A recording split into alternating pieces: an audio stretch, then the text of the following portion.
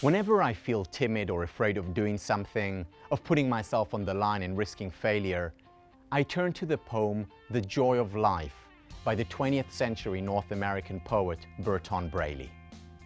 Braley begins his poem with the following words: "I'd rather risk gamely and lose for my trying than grind around tamely, a cog in the mill."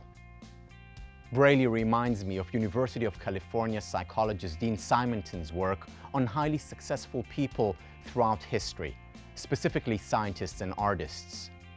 What Simonton found was that the most successful artists and scientists, the likes of Michelangelo and Thomas Edison, were also those who had failed the most number of times, leaving behind more rough sketches of paintings or sculptures than other artists and more failed experiments than other scientists. Braley continues and writes, "I'd rather fail greatly with courage undying than plod on sedately with never a thrill." Reading through Braley's poem can make failure seem inviting, easy to deal with, even charming perhaps.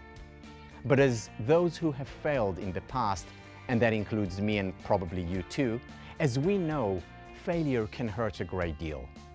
It's not fun, and there is rarely something that feels romantic or poetic about it.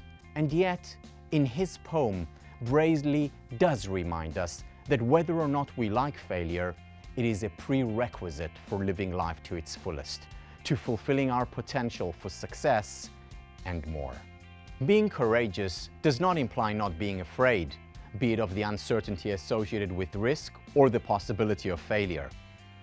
To fail greatly is unpleasant for anyone, and to fear failure is natural. You see, courage is not about not having fear. Courage is about having fear and going ahead anyway.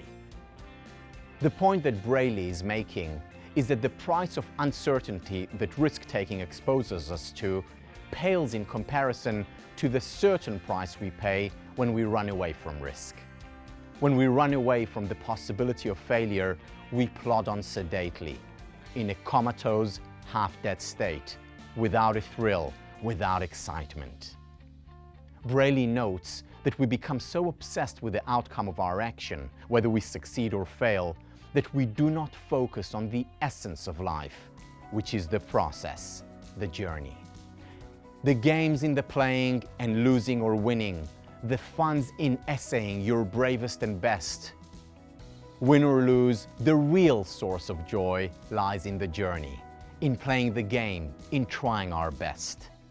So embrace with both hands, with your entire self, the fun and the thrill that life can offer you. Think back to times when you experienced excitement. Write about a project you were involved in or an adventure you embarked on that excited you. It could have been while you were at work or on vacation, with your friends or alone. What can you learn about yourself or about the situation that can help you experience more excitement in the future? Commit to daring. Commit to taking action, to taking a risk in an area that you perhaps were afraid to in the past. Where can you play and try your best, enjoying the excitement of the journey, even with no guarantee of arriving at your goal? In your calendar, record your commitment, a time and a place where you will experience the thrill and joy of life.